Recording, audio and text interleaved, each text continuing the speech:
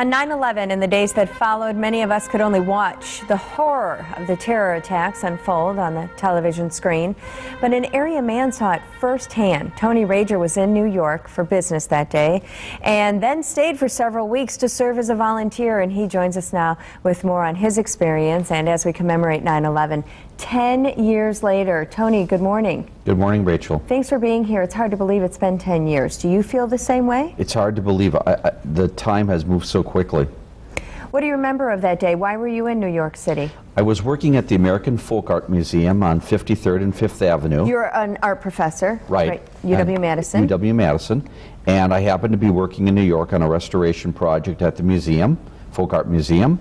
We heard about the terrorist attack on the North Tower. We went out onto 5th Avenue and looked all the way down 5th Avenue to the World Trade Center area, and you could see the smoke rising from the buildings already. What were your thoughts at that time? I said, oh my God, this must have been, the pilot must have lost control of the plane or something like that. You know, I thought it was an accident. And then we heard about the second one. And I said to my coworker, Anne-Marie, I said, Anne-Marie, something is really wrong. This is really serious. What did you do in the days that followed? I heard that you went in to help.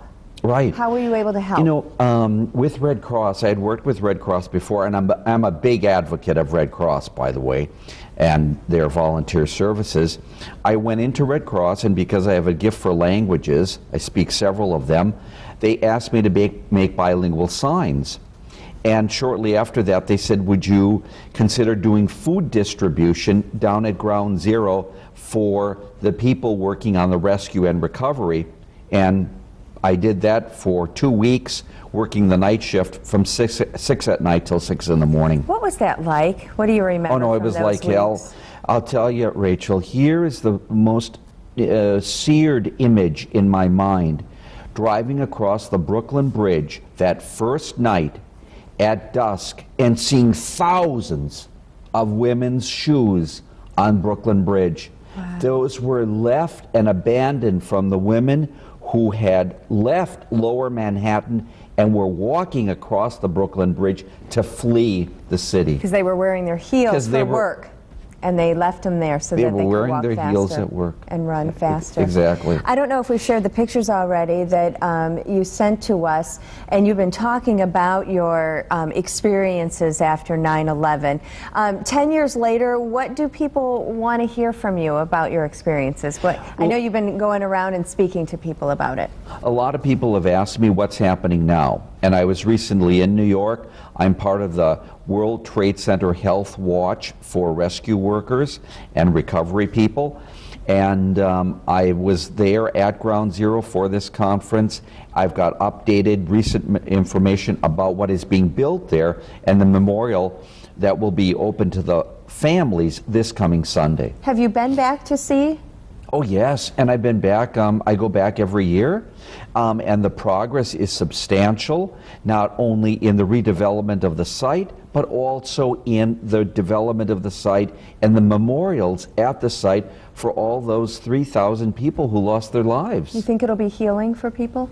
Most definitely will be healing, and it's being done in a very tasteful way after 3 years of arguments as to what should be built. I think what they are doing is correct, and I think it will add dignity and provide a place for healing, because as you know, there are hundreds of people that were never found. Mm-hmm. I think it's well, I want to show the certificates and everything that you brought. I just think it's amazing that you were recognized for your efforts when so many people stepped in to help, that they were able as a city to reach out to the people like yourself who stepped in and helped when they could. Tell us about what you received from the mayor. You know, I just felt it was my moral obligation to help out as best as I could and in a way that I could. I did have the pleasure of meeting Mayor Giuliani. I got this letter from him thanking me for my assistance, and of course my certificate from FEMA. I also helped them with food distribution at their headquarters, and then of course my letter and certificate from the Red Cross. What will you be doing on Sunday?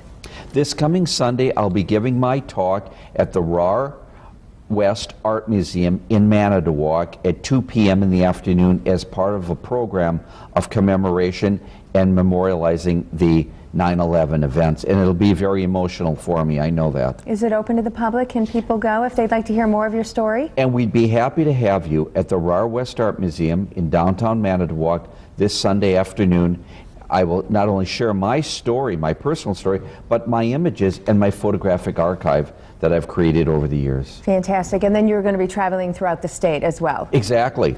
I'm giving talks in Waupun, Madison, Beloit, Sheboygan, around the state so that people understand, because I know a lot of people here were simply spectators, and I had the privilege, maybe it was by God's will, that I would be there and be the witness to this. You think it changed you?